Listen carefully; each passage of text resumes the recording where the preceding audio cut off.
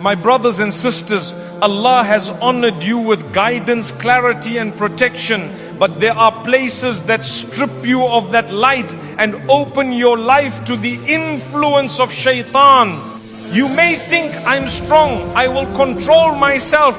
But by stepping into certain environments alone, you are already giving Shaytan the first victory. Sometimes he only brings you to the wrong door and watches you walk through it yourself. Shaytan waits where your guard is weakest. His goal is to make sin feel normal and guidance feel strange.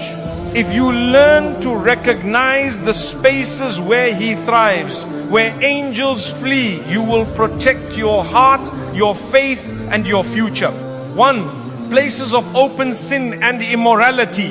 Wherever Allah is openly disobeyed, where modesty is mocked, where shameless behavior is encouraged, and where sinful acts are seen as normal or entertaining, understand that Shaytan is present with full force.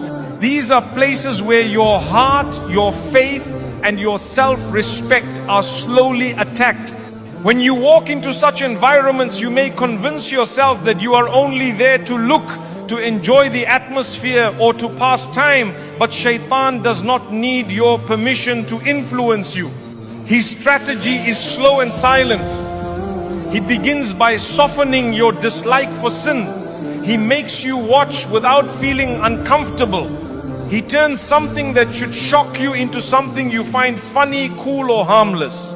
You enter thinking you are strong, but Shaytan studies every weakness inside you, your desires, your curiosity, your loneliness, and then uses these to plant tiny seeds in your heart. These seeds are thoughts, images and desires that will return later when you are alone, making you crave more. In just a short time, what once felt wrong now feels normal, acceptable, even enjoyable. This is the quiet corruption of the heart. Such places slowly replace your sense of shame with boldness. You begin to compare your life to theirs and feel like you are missing out. You begin to question your values and the teachings of Allah. You start to believe that sin is freedom and obedience is limitation.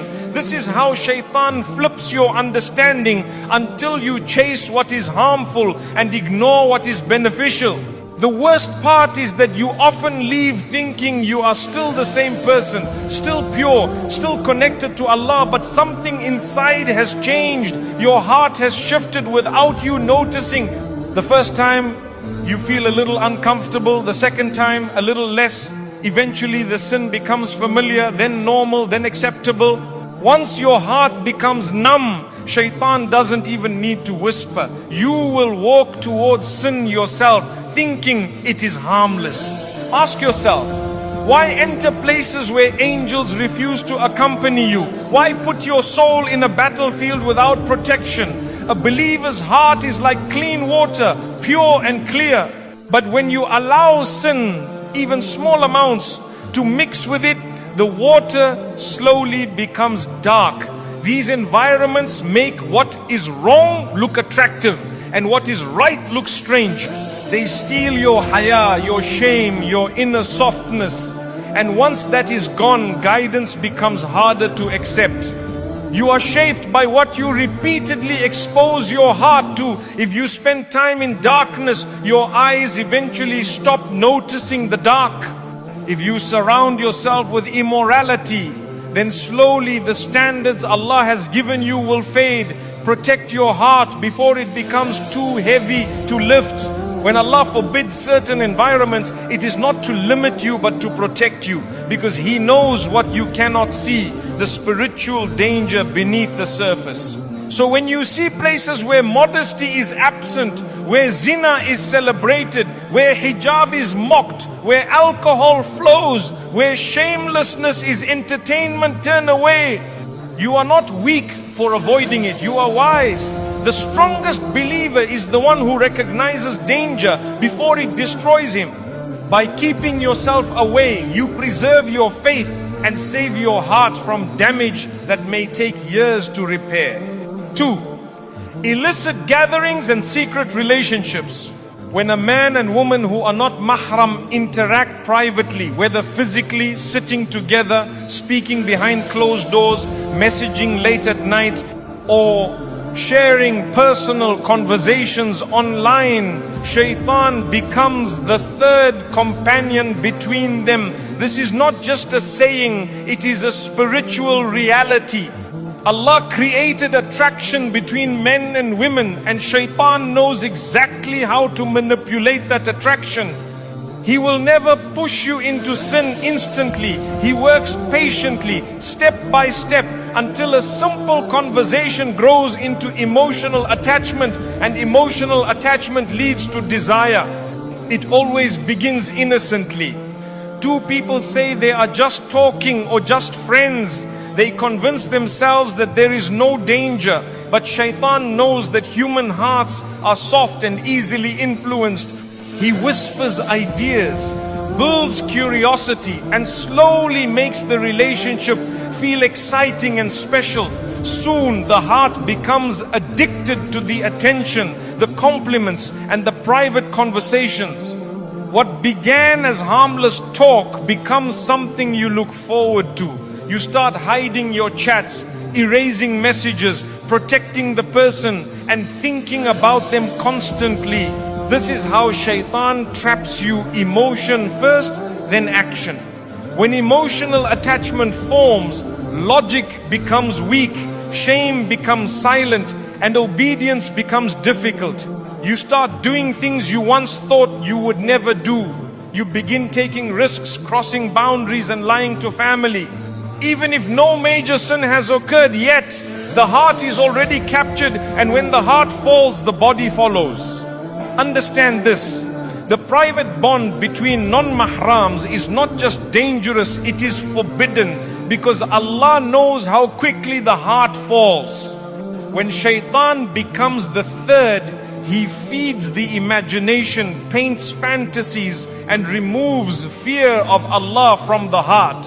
He convinces you that the relationship is special, that nobody will understand, that Allah will forgive, or that you will fix it later. These whispers destroy clarity and make sin feel justified. Even if both individuals claim good intentions, the environment of secrecy is what gives power to Shaytan. When you hide something from your family, when you communicate at night, when you share your private life, your pains, your dreams with someone who is not halal for you, you are pouring fuel on a fire that will eventually burn you. Emotional sin often comes before physical sin, and in many cases, the emotional wound is the most painful. The consequences of such relationships go far beyond embarrassment or regret. They can lead to heartbreak, depression, guilt, broken families, loss of trust, and even permanent damage to a person's spirituality. People spend years trying to heal from secret relationships, but the scars remain. Shaytan never leaves a person in peace after the sin. He first invites you to it and then shames you for falling into it. A believer protects their heart before their body slips. When you avoid private conversations, when you set boundaries, when you refuse emotional intimacy outside marriage, you are not being harsh, you are guarding your future. What Allah made haram is not because He wants to deny you happiness, but because He wants to protect your dignity, your peace, and your faith. If you find yourself drawn into such a situation, step back immediately, block the contact, delete the messages, remove the temptation. Do not be ashamed to protect your Iman. Walking away may feel painful now, but it protects you from greater pain later. The person destined for you will come honorably, with respect, with your family's blessing, and with Allah's permission. Anything that needs to be hidden is not pure. What begins in darkness rarely ends in light. Choose relationships that bring you closer to Allah, not those that invite shaitan between you. The right person will never pull you away from your prayers, your parents, or your principles. They will guide you toward righteousness, not secrecy. True love is halal, honest and pure. Anything outside of that is a trap designed to steal your peace and distance you from Allah. 3. Dark, abandoned or isolated areas. There are certain places where a person finds themselves alone. Dark forests, empty buildings, abandoned houses, deserted streets at night, quiet rooftops, lonely graveyards, or isolated corners where people rarely go. And these are places where the presence of jinn and shaitan is strongest. Islam teaches us that the unseen world is real. Jinn exist, they move, they watch, and some among them seek to harm or influence anyone who enters their spaces without protection. When a person goes into these silent, lonely places without need or purpose, especially without remembering Allah, they enter an environment where their spiritual defenses are weak and their fear makes them vulnerable. In isolated areas, a person's senses become sharper. The world feels quiet and empty. That silence can confuse the mind. Your thoughts become louder. Your emotions become heavier. Shaitan uses this psychological state to whisper fear, anxiety, worry, and imagination into the heart. In such loneliness, the mind begins to see what is not there, hear what does not exist, and believe what is untrue. Even the bravest person can feel unsettled because the unseen world becomes more active in places where humans rarely inhabit. The Prophet Muhammad, peace be upon him, advised believers not to travel alone at night or enter abandoned areas without necessity. This isn't just for physical safety, it's for spiritual protection. Darkness hides more than just physical harm. It hides unseen beings who prefer the night over the day. They roam through deserts, forests and ruins, and they dislike being disturbed. How? When a person walks into their spaces without dhikr, without fear of Allah, without spiritual awareness, they expose themselves to harm, whispers, illusions, and